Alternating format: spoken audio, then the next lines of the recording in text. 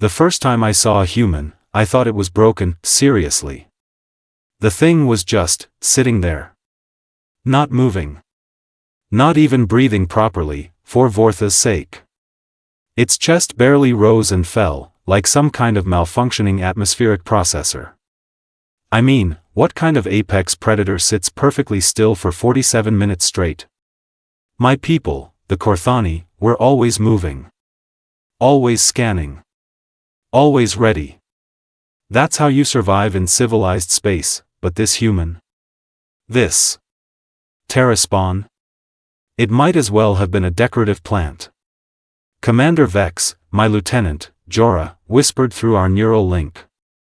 The specimen appears to be in some kind of dormant state. I clicked my mandibles in amusement. Dormant? Look at its position, Jorah. It's deliberately facing the exercise yard. Those creatures it calls eyes are tracking movement patterns. The human sat cross-legged on the cold metal floor of detention block 7. Its name, according to our files, was Mika Santos. Age, 19 standard cycles. Crime, assaulting 3 Galactic Council peacekeepers during a routine inspection of her transport vessel.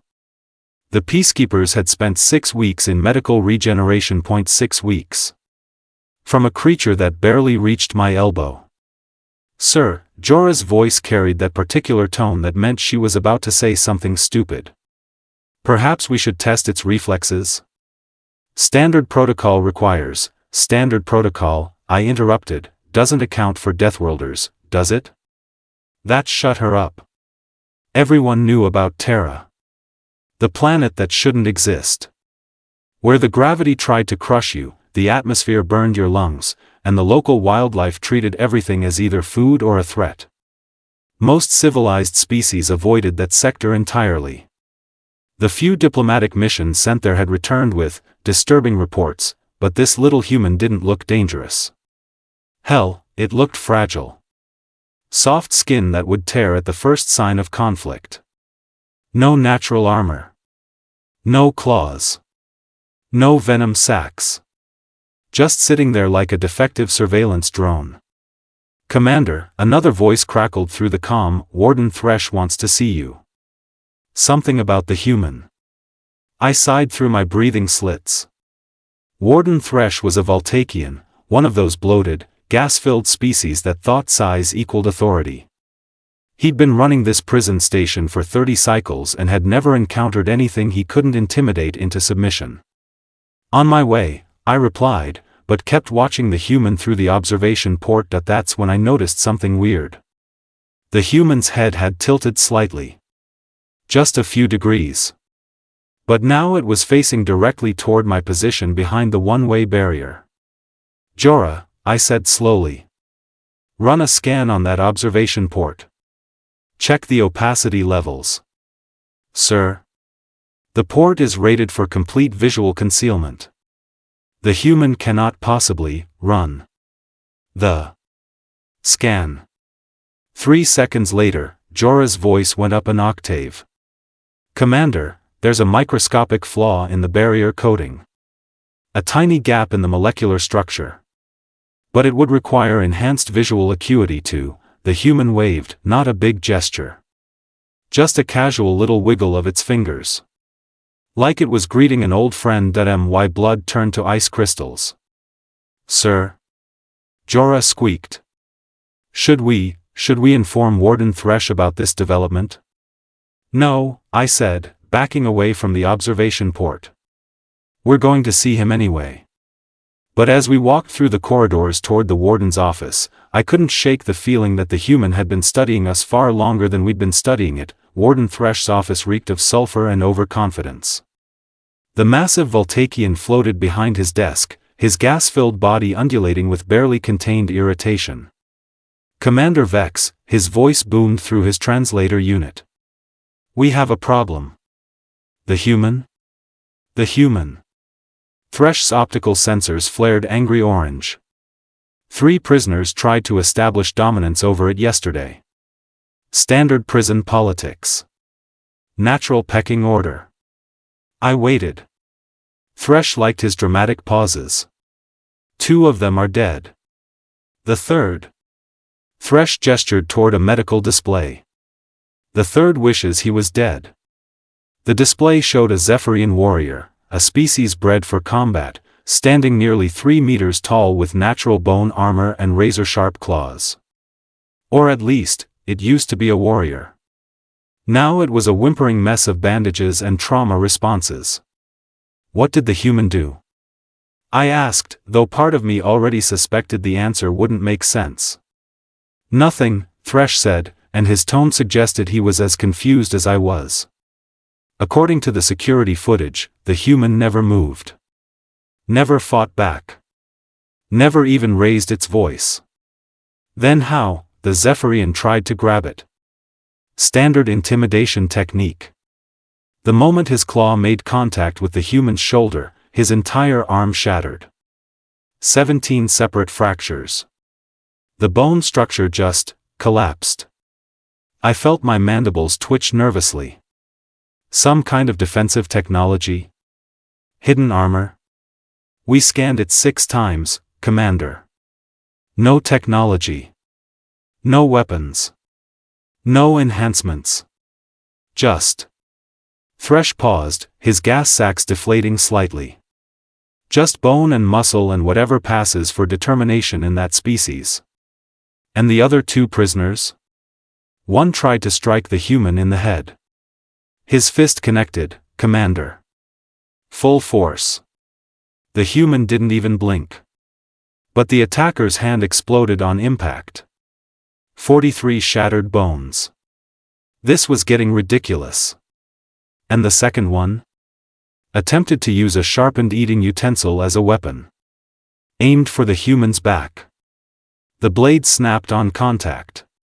The force of the impact somehow transferred back through his arm and, well, let's just say he won't be threatening anyone for several cycles.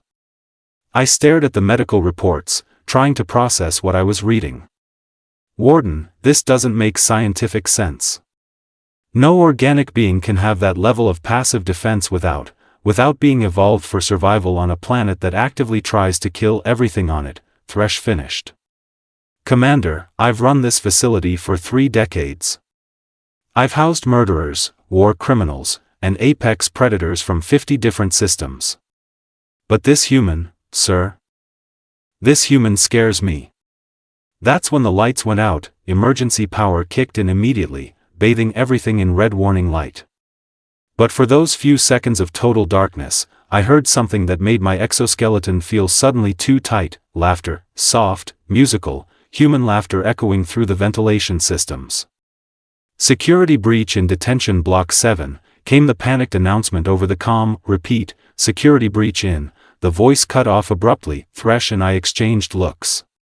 Well, I looked at him. Hard to tell where a gas-filled blob is looking, but his optical sensors were flashing in what I recognized as barely controlled panic. Commander, he said quietly. I want you to go to Detention Block 7. Find out what's happening. Sir, perhaps we should contact the Council. Request a specialized containment team, go. Now. I went. The corridors leading to Detention Block 7 were eerily quiet.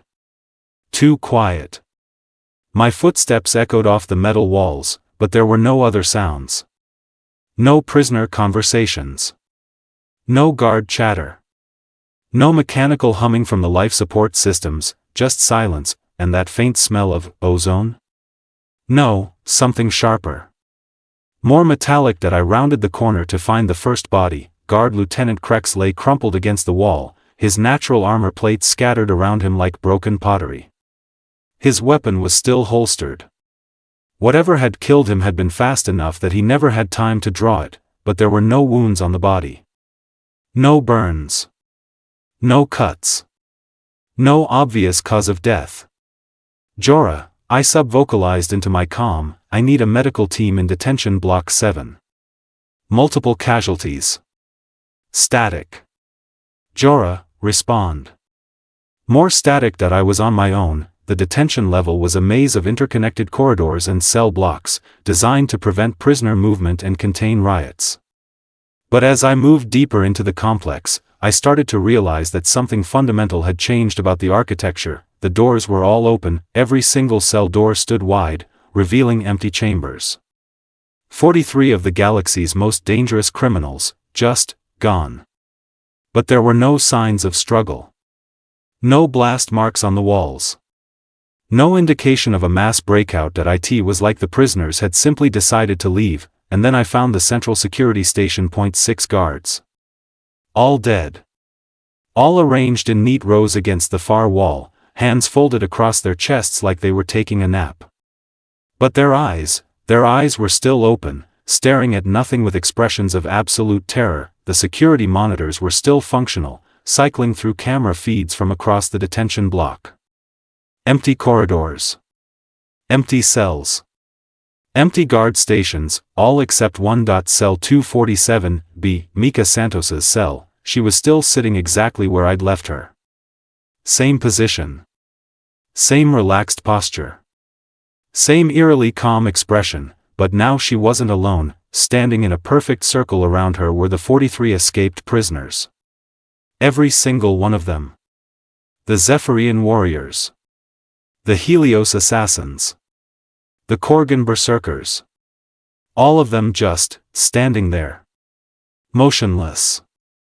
Staring at the walls with blank expressions, like they were waiting for something. I activated the cell's audio pickup, half expecting to hear some kind of hypnotic drone or psychic manipulation device. Instead, I heard Mika Santos humming, just humming.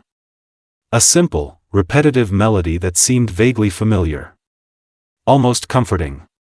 What the hell? I whispered. That's when she looked directly at the camera. Even through the digital interface, even across the distance and barriers between us, I felt the weight of that gaze. It wasn't threatening. It wasn't angry. It was just aware. Completely, impossibly aware. She smiled and spoke directly to the camera. Directly to me. "Hello, Commander Vex," she said in perfect galactic standard. "I've been waiting for you." My legs suddenly felt like they were made of liquid nitrogen. "You know," she continued, still sitting in that impossible stillness, "your prison has excellent acoustics. Sound travels really well through these metal corridors. I could hear every conversation you've had about me." The 43 prisoners remained motionless around her. But I noticed something that made my breathing slits constrict. They were all breathing in perfect synchronization. In. Out. In. Out. Like they were connected to the same respiratory system. "I'm curious about something, Commander," Mika said, tilting her head like an inquisitive child. "Do you know what the mortality rate is on my planet?" I couldn't answer. Couldn't move. Could barely think. 97%, she said cheerfully. 97% of everything born on Terra dies before reaching maturity. The weather tries to kill you. The plants try to kill you. The animals definitely try to kill you. Even the bacteria is constantly plotting your demise. She stood up.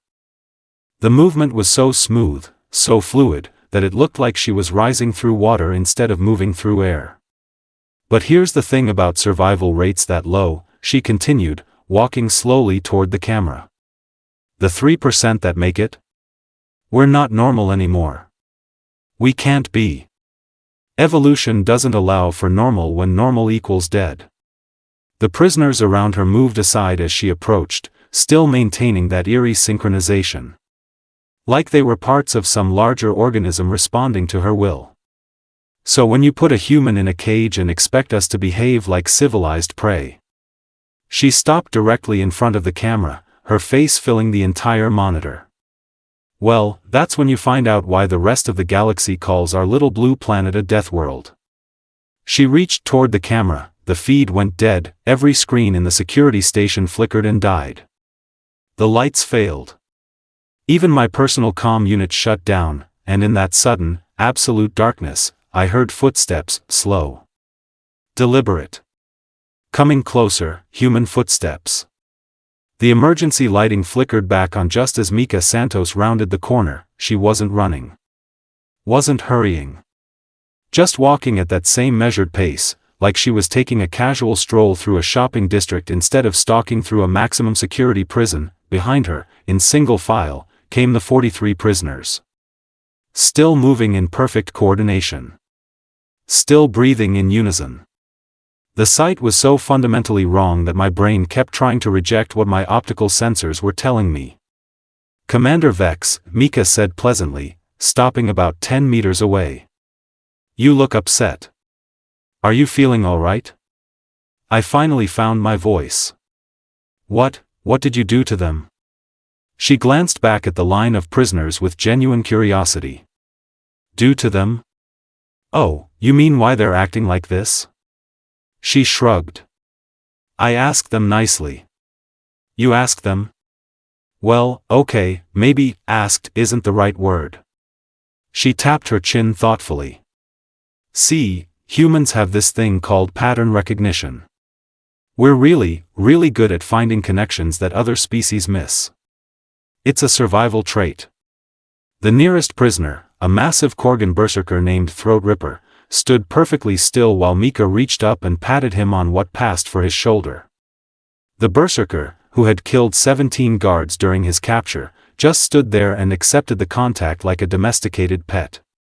"When you live on a planet where everything wants to murder you," Mika continued, "you develop some interesting skills. Like reading micro-expressions. Understanding body language. Recognizing fear responses." She started walking toward me again. The prisoners followed. "And you know what I noticed about your guards, Commander? They all had the same weakness." "Weakness?" "They expected me to fight. That's when I realized what had been bothering me about the dead guards. Their positions. Their expressions. They hadn't died in combat. They'd died of shock. Pure, overwhelming psychological shock. You killed them without touching them," I whispered. "Oh, I touched them," Mika said with a laugh that sounded like breaking glass. "But not in the way you're thinking."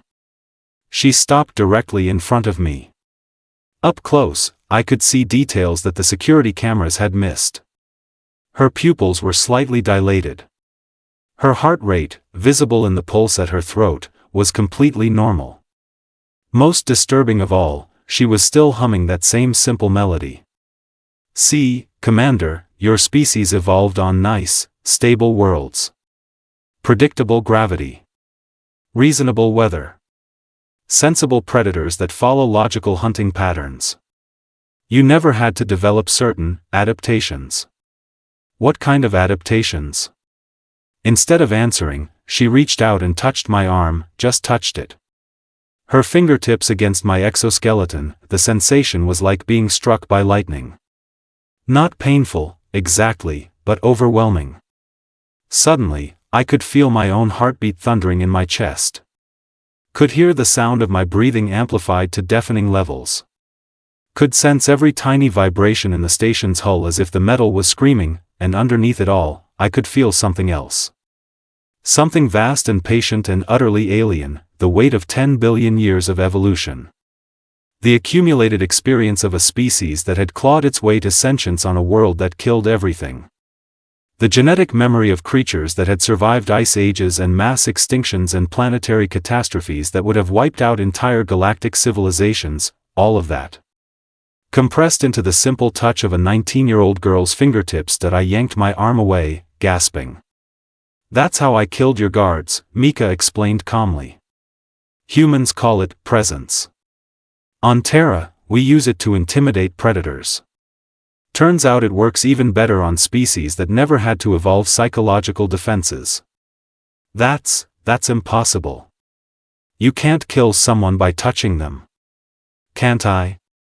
She gestured toward the line of prisoners. "I didn't touch them at all. Just showed them what 43 billion years of survival instinct looks like when it's concentrated into a single nervous system." The prisoners hadn't moved. Hadn't even blinked. "They're not dead," I said, though it came out more like a question. "Nope. Just recalibrated. See, most species develop intelligence as a social adaptation. cooperation, communication, shared problem solving. But humans? We developed intelligence as a predator deterrent. She started walking past me, deeper into the security station. The prisoners followed. I found myself falling in step behind them, though I couldn't remember deciding to move. Every human carries the psychological equivalent of 43 billion years of "do not mess with this species" encoded in their body language. We can't turn it off. It's always there, just under the surface. But you've been sitting quietly for days, because I was being polite.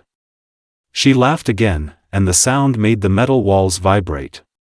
But then your warden decided to put me in a cage with a bunch of bullies who thought a Deathworlder would be easy prey. We'd reached the main corridor junction. Through the transparent aluminum walls, I could see other sections of the prison. Every guard station was empty. Every security checkpoint abandoned. Where is everyone? I asked. Hiding, Mika said simply. Smart move, really. Your species has excellent survival instincts when you listen to them. But the station lockdown protocols, the containment systems, oh, those stopped working about 20 minutes ago. She gestured casually toward a wall panel that was displaying nothing but static. Turns out your computer systems aren't designed to handle input from a brain that processes information at Deathworld speeds. You hacked our computers by thinking at them? Not hacked. More like, convinced. Human neural patterns operate at frequencies your designers never accounted for. When I touch an interface, it doesn't know how to process the data stream. She placed her palm against the nearest control panel. The screen flickered, displayed what looked like random symbols for a few seconds, then settled into showing a schematic of the entire prison station. See? Your computers think I'm some kind of super advanced AI. They're trying to establish a proper communication protocol. The schematic updated, showing the location of every life sign on the station. Most of the guards and administrative staff were clustered in the emergency bunkers, sealed behind blast doors rated to contain plasma explosions. They're terrified, I realized. They should be, Mika said, and for the first time, her voice carried a hint of something darker. Because here's the thing about Deathworld evolution, Commander. It doesn't just make you tough. It makes you efficient. She turned to face me, and suddenly I understood why the guards had died of shock. Her eyes weren't human anymore. They were something older. Something that had watched civilizations rise and fall. Something that remembered when intelligence was just another weapon in an endless war for survival. Your bullies wanted to establish dominance, she said softly. So I showed them what real dominance looks like. The station shuddered. Not from an explosion or system failure, but from something much worse, from the sound of metal bending under pressure it was never designed to handle. What are you doing? Teaching a lesson, Mika replied. Your Galactic Council thinks humans are primitives. Violent. Unpredictable. Dangerous. And you know what? You're absolutely right. The shuddering increased. Through the observation ports, I could see the outer hull beginning to buckle. But you made one critical error in your assessment. What error? She smiled, and the expression was so perfectly human and so completely terrifying that I finally understood why the rest of the galaxy feared her species. You assumed dangerous meant uncontrolled. The hull breach sirens started wailing. Mika, I said, proud that my voice only shook a little. If you breach the hull, we'll all die. Including you. Will we? She looked genuinely curious about this possibility. I mean, you'll definitely die. Your biology requires a stable atmospheric pressure to maintain gas exchange in your breathing slits. She was right. Rapid decompression would kill me in seconds. But humans? She shrugged. We hold our breath for fun. Terra's atmospheric pressure varies by altitude and weather patterns. We're designed for inconsistency. The metal screaming grew louder. Besides, she added cheerfully, I'm not planning to breach the hull. Then what? I'm planning to relocate it. That's when I felt the artificial gravity shift, just slightly. Just enough to make my inner ear scream that something was fundamentally wrong with physics. You see, Commander, your species builds space stations like you build ground structures. Fixed positions. Stable orientations. Predictable engineering. The gravity shift increased. My feet started to slide across the floor. But humans build things to survive. And surviving means adapting. Which means, the entire station rotated 90 degrees in 3 seconds. I slammed into what had been the wall, my exoskeleton cracking against the metal. Around me, equipment and debris crashed and scattered. The sound was deafening, but Mika Santos didn't move. She stood in the exact same position, completely unaffected by the sudden gravitational chaos. Like she was anchored to something more fundamental than the station's artificial gravity systems. Which means, she continued as if nothing had happened. Humans learned to control their environment instead of being controlled by it. How? I groaned, trying to extract myself from the pile of broken equipment. How are you doing this? I'm not doing anything, Commander. Your station is doing exactly what it was designed to do. She gestured toward a control panel that was now mounted on what used to be the ceiling. I just convinced it that up was in a different direction. That's impossible. Is it? She walked over to help me up, moving across the rotated surfaces like gravity was a suggestion rather than a law. Your artificial gravity generators work by manipulating local spacetime, right? Creating fields of distorted reality that simulate planetary surface conditions? I nodded weakly. Well, it turns out those generators respond to neural electrical fields. Specifically, neural electrical fields operating at the frequency range produced by brains that evolved under variable gravitational conditions. She hauled me to my feet with casual ease, despite the fact that I outweighed her by at least 200 kilograms. Every time I think about Terra's gravity wells, your generators try to match the pattern. And Terra's gravity wells. She grinned. Well, let's just say they're not as predictable as your engineers assumed. The station shuddered again, rotating another 30 degrees. This time, I was ready for it. But the prisoners around us continued standing in perfect formation, unaffected by the shifting orientation. Mika, I said carefully. What do you want? Want? She looked genuinely surprised by the question. Commander, I don't want anything. I'm just existing. Being human. Doing what my species does. Which is surviving. She walked over to the nearest viewport. Outside, I could see other council ships approaching. Military vessels. Heavily armed.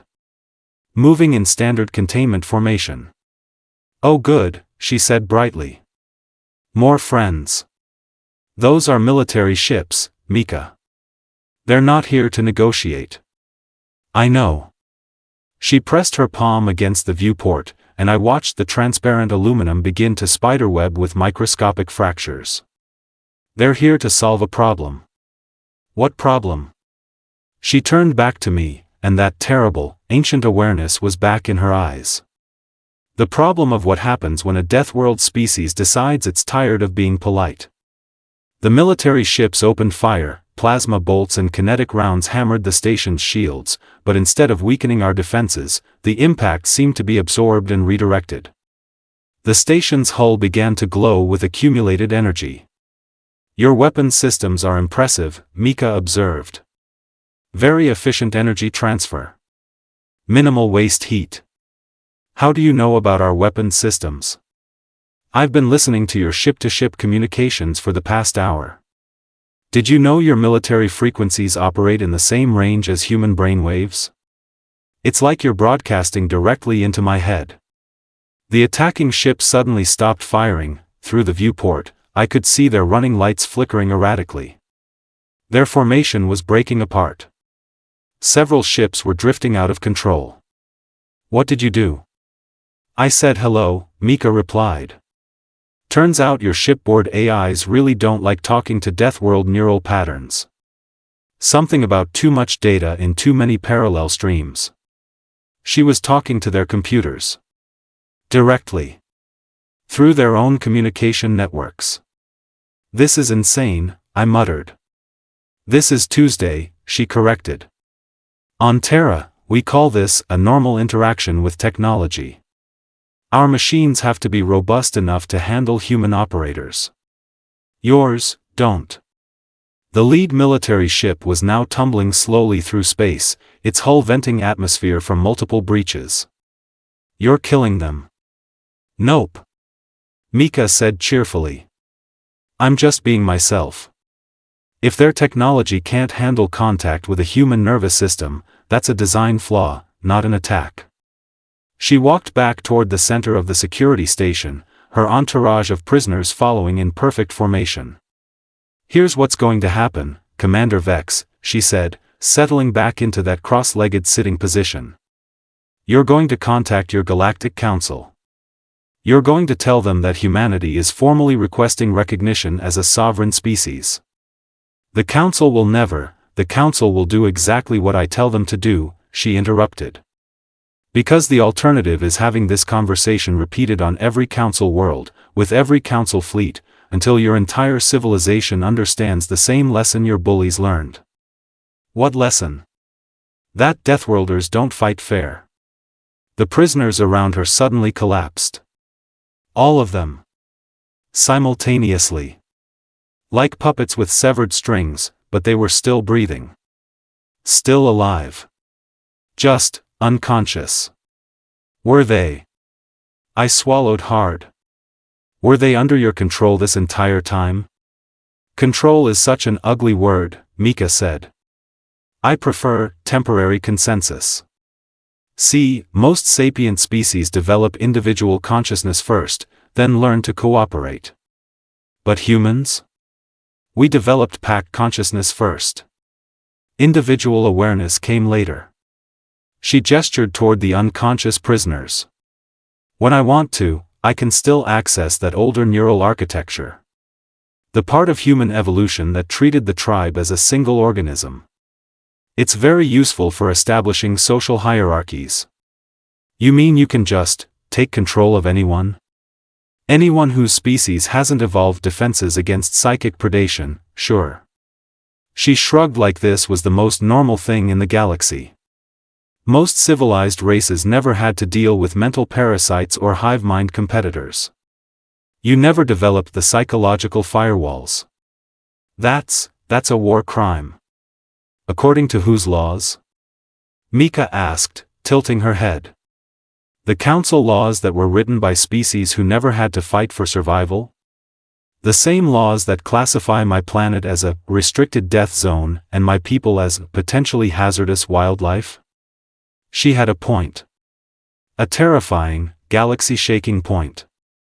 Besides, she continued, I'm not controlling anyone's mind. I'm just suggesting.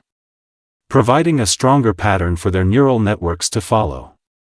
It's like showing them a more efficient way to think. My comm unit suddenly crackled back to life. Commander Vex. Warden Thresh's panicked voice filled the security station. The military task force is reporting total system failures. They're requesting immediate evacuation. Mika smiled and gestured toward my comm, go ahead. Tell him what you've learned.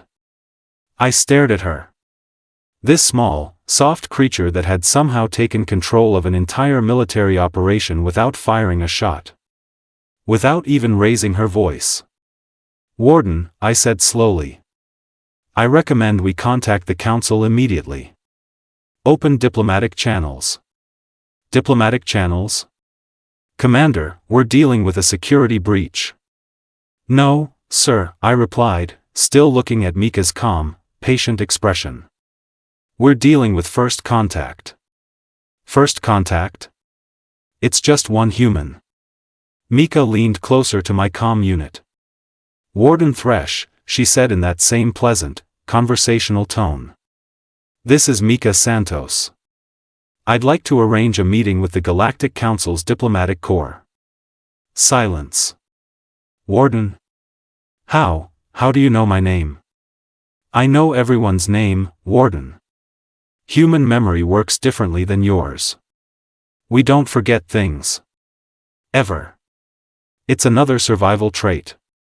More silence. Now, Mika continued, I'm going to need you to send a priority message to Council Central. Tell them that humanity is ready to discuss our integration into galactic society.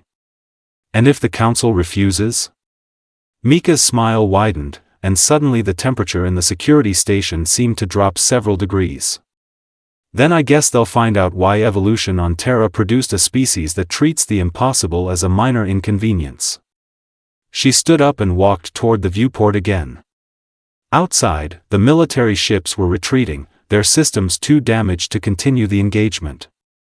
You know what the really funny thing is, Commander, she said without turning around. The Council spent so much time worrying about human violence that they never stopped to consider human intelligence. Intelligence? We didn't become the dominant species on Terra because we were the strongest. Or the fastest. Or the most aggressive. She placed her hand against the viewport, and the spider web fractures began to heal themselves. We became dominant because we were the most adaptable. And now? Now? She turned back to me, and her eyes held that same terrible awareness I'd seen before. Now we adapt to the galaxy. Behind her, the unconscious prisoners began to stir. But when they opened their eyes, there was something different about their expressions. Something calmer. More focused, more human. Commander Vex, Mika said quietly. I want you to deliver a message to the Galactic Council. What message? Tell them that humanity appreciates their concern about our violent tendencies. And tell them we're prepared to demonstrate exactly how civilized we can be. She walked toward the exit, her new followers moving in perfect formation behind her. But also tell them, she added, pausing at the doorway, that if they ever try to put another human in a cage, they're going to discover what we're like when we're not being civilized. The lights went out again. When they came back on, she was gone, all of them were gone, the only evidence they'd been there at all was the faint sound of humming, echoing through the ventilation systems like a lullaby. Or a warning. I activated my comm unit with shaking hands. Warden Thresh, I said. Prepare a priority transmission to Council Central. We need to talk.